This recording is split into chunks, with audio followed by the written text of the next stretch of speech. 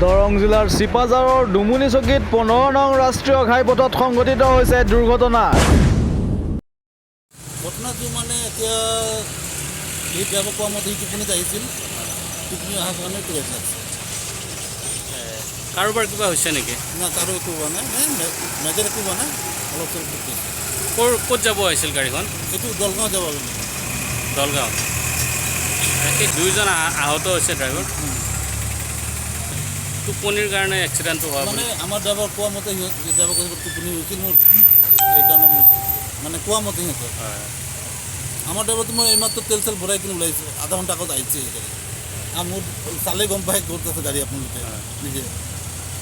দৰং জিলাৰ চিপাঝাৰৰ ডুমুনি চকীত 15 নং ৰাষ্ট্ৰীয় ঘাইপথত সংঘটিত হৈছে দুৰ্ঘটনা। দুখন মালবাহী ট্ৰাকৰ মাজত সংঘটিত এই দুৰ্ঘটনা। আহত হৈছে দুয়োখন ট্ৰাকৰে চালক দুজন। দুয়োকে স্থানীয় লোকৰ সহায়ত প্ৰেৰণ কৰা হৈছে চিকিৎসালয়লৈ। AS25 EC 4075 আৰু AS01 NC 1487 নম্বৰৰ ট্ৰাক দুখনৰ মাজত এই মুখামুখি সংঘৰ্ষত দুয়োখন ট্ৰাকৰে সন্মুখ ভাগ ক্ষতিগ্ৰস্ত হয়। News desk report, any Assam 24/7।